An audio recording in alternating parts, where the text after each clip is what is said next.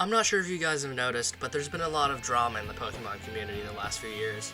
Besides some of the Poketubers possibly being pedophiles, that is. Discontent about Game Freak and Pokemon games coming out and that kind of stuff. It started with Gen 5, where people started saying, oh, Game Freak's getting, not very creative. Things like, trash, little trash Pokemon, ice cream cone, that kind of stuff. But Gen 5 was one of the best games. Kinda weird.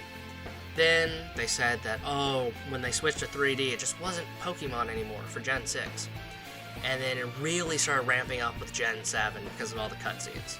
People did not like Sun and Moon, which they were really good games though. They brought back difficulty like people were complaining about, but it had unskippable cutscenes that kind of got in the way. But it really, really started ramping up with the Switch. A brand new home console. More powerful than any other Nintendo console has been before. The Switch. It was amazing. Games at launch like Breath of the Wild, which is just a beautiful open world game. So many possibilities and so many creative ideas Game Freak could execute. We got Gen 1 remakes, but they're Pokemon Go tie-ins. Yeah, I didn't buy them. But that's just a spin-off. What about the next mainline game? Generation 8. Highly anticipated. Ocarina of Time tree. Yeah, the trailers were disappointing. So was the final game. I'm gonna be honest, I skipped this one too.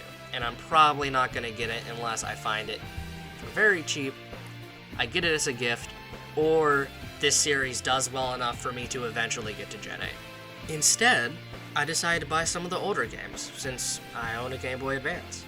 And I decided to see if they're actually as good as everyone remembers. Or maybe Pokemon has always been kind of meh. I've played every generation, at least a little, but I've only beaten a few. So, let's get started.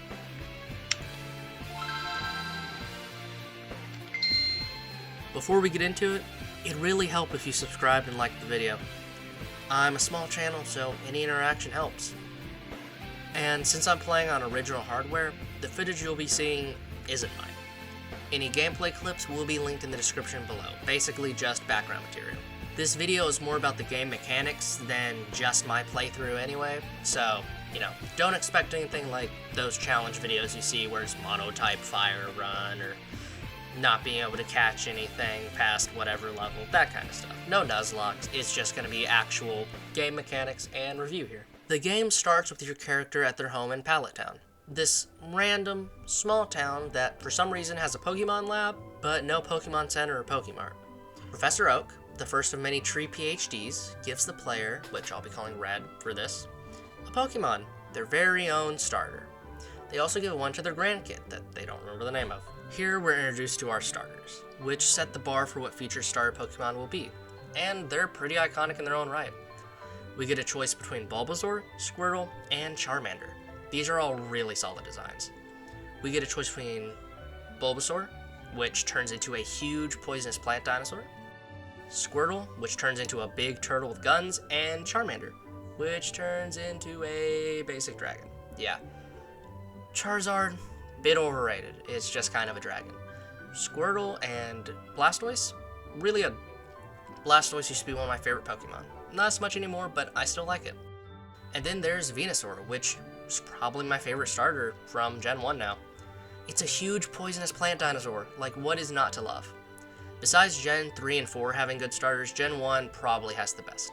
And all of them are good picks, which is rare. Besides, like I said, Gen 3 and 4, there's not a lot of generations that have all solid picks. Some of the sprites for these stars are a bit derpy though. And the sprites in general in this game are derpy. But they have their charm. You can really see the Pokemon style and how it's evolved in these sprites. There's a little bit of charm to it, but I don't know, they're kinda bad. This seems like a good place to bring up the main draw of Pokemon, catching and training up your new team of 6 pocket monsters to battle with you. The best part of Pokemon is when you find a new area and you run around through the tall grass and you can figure out what the new encounters are. It's so fun to be able to see what new Pokemon you'll have the chance of putting on your team. Or when you try out all the elemental stones on your different Pokemon to see if they can evolve. I remember as a kid, I'd go through my bag being like, Dusk Stone, can this make any of them evolve? Maybe Eevee? Can Eevee evolve? No. And just going through and see what I could do with it. It was really fun. Personally, I think Gen 1 has a pretty good selection of Pokemon, but some are definitely lackluster. I wouldn't say they have the best designs by a long shot, plus typings aren't the best. There's a lot of poison types and a lot of normal types in this generation. So you have Pokemon like Ekans and Arbok, which are just snakes, and wouldn't you believe it? Ekans is snake backwards, and Arbok? Cobra backwards. Wow, creative. Or Seal, which is literally just a seal. Or Voltorb and Electrode, which are just Pokeballs with eyes. Or Mr. Mime, which is gross and a crime. Mr. Mime's a child molester, you cannot convince me otherwise. Fuck that mime. Actually, don't fuck that mime. Anyway, I could go on about some other bad designs, but I don't want the review to be too negative. So instead I'm going to talk about designs I like. Of course, the starters that I mentioned, great. The legendaries from this generation are great too. Moltres, based on the Phoenix, Zapdos, based on the Thunderbirds, and Articuno, based off some cool doodle someone at Game Freak drew. I'm kidding. I'm sure Articuno has some basis too, but it's not something my Midwest American self knows. Not really Midwest, I'm Upper South. It's dumb. Anyway, dumb American. You know, Mewtwo, great designs. Although Mew's sprite's a bit weird. It has a tumor thing on its head that's not in any of the official artwork. I don't know.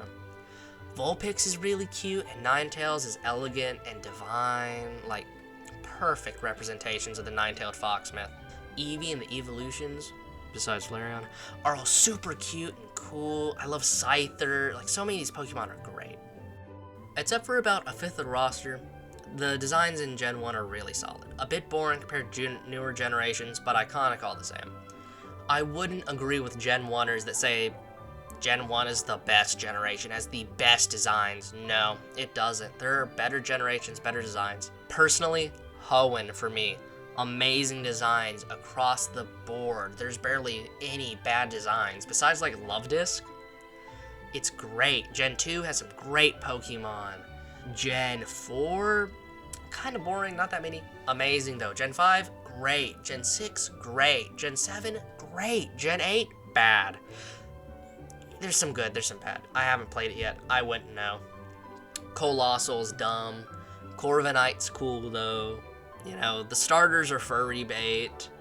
After picking a starter, the first main goal of Pokemon is to beat the gyms. So, it's on to the first Pokemon gym.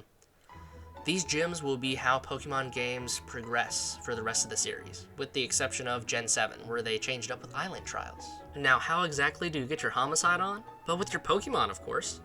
In battle, you'll pick one of 6 Pokemon in your party. One of your little monsters, little animals to fight with. It's great. Now, I'm sure you know, but Pokemon is a turn-based RPG, which are known for being slow. But oh boy is Pokemon slow. The time for moves to execute and HP bars to drain is tiring. One thing I noticed from the start is how slow the game in general is. I'm so used to the running shoes by now, and just general faster speeds. The game is just slow, especially the battles. And the battle mechanics in general aren't super fleshed out. There's a lot of bugged moves and bugged types even. And the fact the move's type decides whether it uses the strength or special stats is very detrimental to the battles. If you're wondering why I said special instead of special attack, well, you just found out about one of the quirks of Gen 1. Pokemon stats are different completely in Gen 1 from what you would see in today's game. Instead of special attack and special defense, there's just special stat that controls both, which makes high special Pokemon very scary, because that means they're tanky and super hard hitters. The Psychic type in this game is dangerous. The speed stat also determines how likely critical hits are, so Pokemon like Jolteon or Persian crit crazy amounts of times. It sounds like I'm shitting on the battles, because I am, but they were pretty fun at times. Besides some balance issues I'll address later, I enjoyed a lot of the battles. After defeating Brock, you're rewarded with a TM, or Technical Machine. These rare little items let you teach the move on it to one of your Pokemon. They're neat little floppy disks. But, this may sound great, they're only one use until future games. So, be careful. Some of these are only available once per game. A lot of times, like Earthquake, Dig, one time. So, don't waste it. Gen 5 will change them to infinite use, but who knows how long it'll be till I get to that review. The next gym is Misty, which is also a sweep for Bulbasaur, difficult for Charmander, and neutral for Squirtle. But there are Oddish available on the route before, so you can catch one of those to help with Misty if you need to. After defeating Misty, the next gym is Lieutenant Surge. But this gym is blocked behind a tree that looks like it can be cut down. Here's where the most annoying part of the game comes in. HMs. HMs are a plague for Pokemon games. HMs, or hidden machines, are very similar to TMs. Except they're infinite use, and they let you interact with the world. Moves let you cut down trees, fly around to fast travel, or surf across the water. These sound great, right? It's not. These moves are mandatory for traversal, but can't be replaced once they're on a Pokemon. So if you teach your little Bulbasaur to cut to get through the trees, it's there forever. Well, it's not entirely true. You can get them removed at a move deleter. Except there is no move deleter NPC in Gen 1. That was introduced in Gen 2. So basically, you're screwed. Anyway, you meet a guy named Bill that gives you a ticket to a cruise ship. Isn't that fun? On that ship, you get to have a nice little party. On that ship, you get to give the captain a back rub. You have to get the HM cut from him so you can progress. You have to give the captain of the ship a back rub. Rub. By the way, did I mention your character is 10 years old? Yeah. Anyway, after getting that HM I mentioned, you can go back to Lieutenant Surge's gym and get access. It's the electric type gym. But first you have to complete a puzzle to search trash cans for buttons. And I'm kind of glad there aren't many of these in Gen 1, because this puzzle is stupid. It's just random chance. The order is randomized every single time you enter the gym or fail, so it's a pain in the ass. Not that it's impossible, but it'll probably take a couple minutes. Lieutenant Surge is pretty easy battle otherwise, as long as your team isn't all flying or water types. This is another gym where trainers who pick Bulbasaur will do good though. After Surge is Erica in Celadon City. Celadon's also home to the Celadon department store, which is basically a huge Pokemart that sells TMs, tons of different types of healing items, and drinks on the roof. Remember to buy a drink, or you'll end up like me, having to go all the way back to Celadon in the future. And Erica is a grass-type trainer, the first gym leader where the Charmander line's actually useful. Or, if you're like me, a flying type is useful. I think it was a Fearow at this point that I had. Anyway, Erica is a pushover. No real struggle there. Most of the game is a pretty mellow pace. I think the only reason people remember Gen 1 as being difficult is that kids are stupid. And there are a lot of glitches that can ruin battles or even crash your game that are an issue. Next up to face the power of a random Pokemon is Koga. Koga's a poison type trainer, and honestly a pushover as well. There are so many ground types available in this generation, or Pokemon with ground moves. Plus the most broken type, Psychic, is good against them. I used Nidoking with Dig if I remember correctly, and swept. The next goal should be defeating Sabrina, but she's in Saffron City, and my dumb self didn't know where to buy a drink for the guards blocking the way. Oh yeah, these are the roadblocks in Gen 1 Pokemon. Every single guard on every side of this city is thirsty, and you have to give one of them a drink, and they share it with the other 4 guards. And people say modern roadblocks are weird. Anyway, I didn't know where to get a drink, so I ended up defeating Blaine first. It's supposed to be the 7th gym. I did it 6th. And he's a fire type trainer, basically. And he's one of the creators of Mewtwo, so like, lore. And for some reason, his gym is locked. And how do we get in? Well, a key. Where's the key? In an abandoned, burned down mansion. Is he trying to get sued for injury? Also, probably an OSHA violation. Yeah. This was another easy time though, due to ground type moves. But also, the surf you'll need to reach his gym is super effective on the Pokemon in his gym. Another easy gym leader. But next is Hell.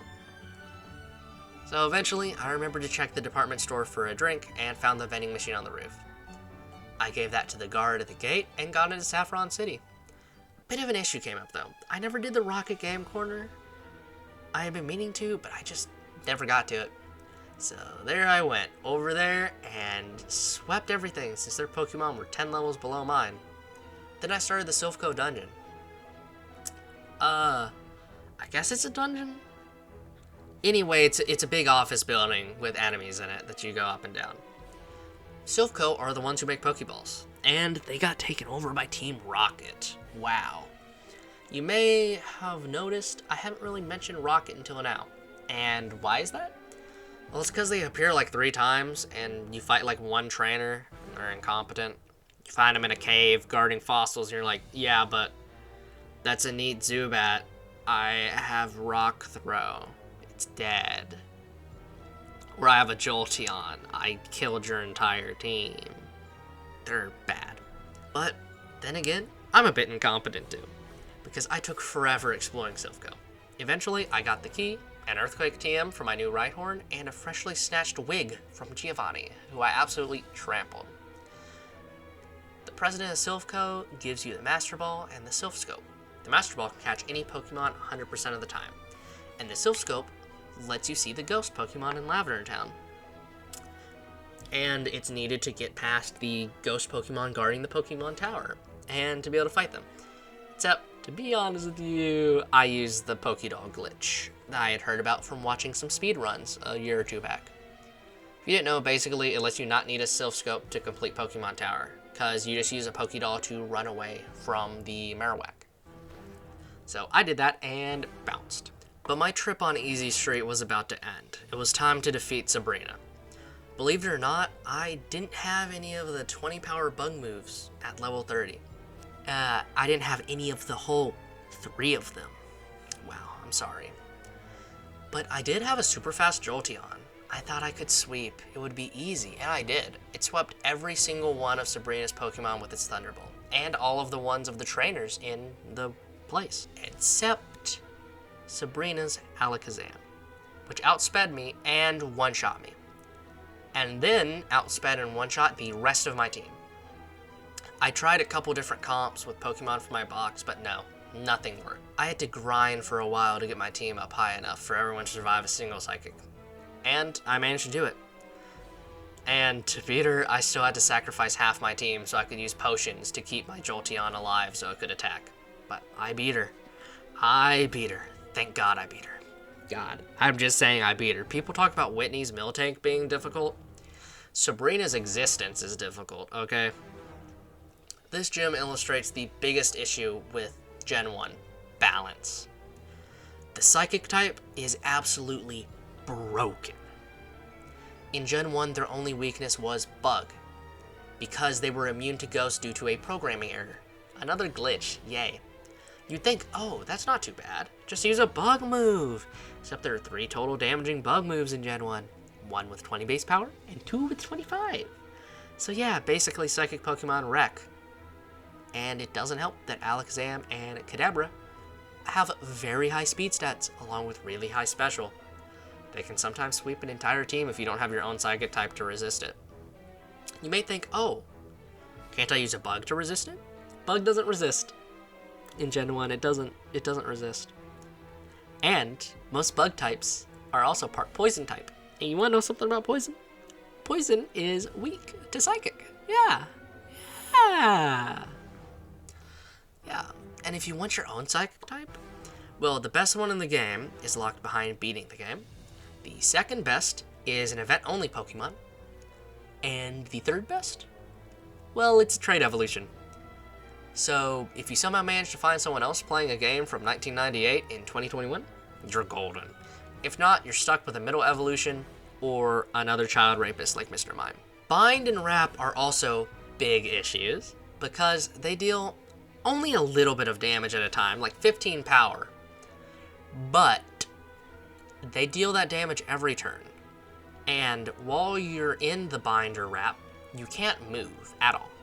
And you can't pick moves. It's like if Paralysis did damage too. But after my rant about how bad the balance is, we're on to the last gym leader. This one mysterious trainer. His portrait's just a silhouette. Wow, wait, that looks like a balding Italian man. I just beat a shit out of a balding Italian man like twice. The guy who runs Team Rocket. Huh. Yeah. Basically, the 8th gym leader is Giovanni, the leader of Team Rocket. And he's a ground type trainer. You know what that means?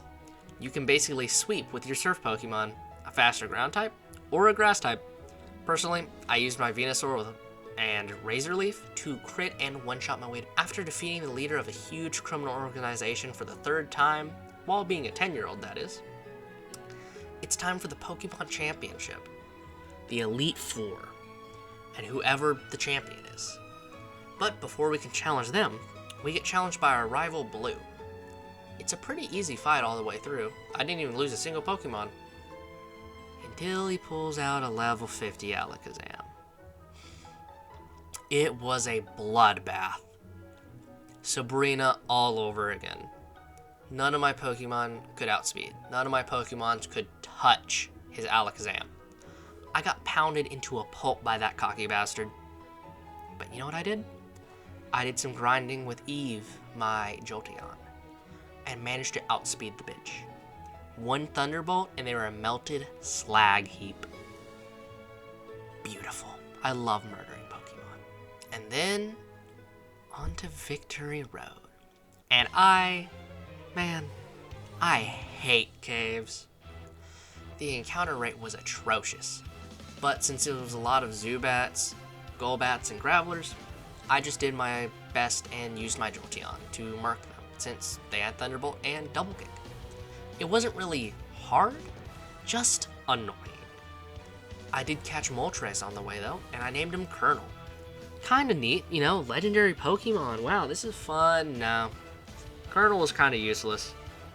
But he gave me room in my team to grab Sean the Machoke, who I also caught in Victory Road. And in the end, I made it through relatively unscathed. It was on to the Elite Four after that. My final team for the Elite Four was Eevee the Jolteon, Sean the Machoke, Sylvie the Dragonair, my Venusaur, my precious starter, I love him, he's such a good boy, Colonel the Moltres, and Rhyhorn. I did not give him a special name, he's Rhyhorn. I beat the Elite Four easily. Eevee was the MVP for sure. She basically murdered all of Lorelei's team and half of Lance's team. And besides Blue's Rhyhorn, she swept that whole team too. Colonel was garbage. He didn't really even help with Bruno's fighting types. He did a little bit, but he still managed to die. But I did it. I won. I became the champion. Kind of anticlimactic, honestly. The hardest part was fighting Blue, though. He was a cocky bastard all the way through. Thankfully, Eevee whooped his ass, though. Here are my final thoughts. The game is fine. It has a lot of promise, and I can see how it created Pokemania, but it's not great.